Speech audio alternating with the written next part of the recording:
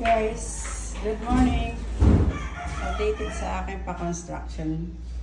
Ayan.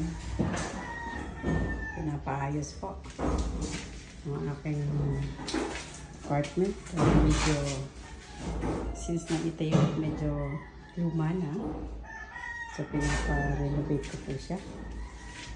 Ayan. Ayan po guys. Mga gamit ito. Oh! Snack na. Ayan. Ito po yung pagpaparenovate is susunod gagawin na siyang look type.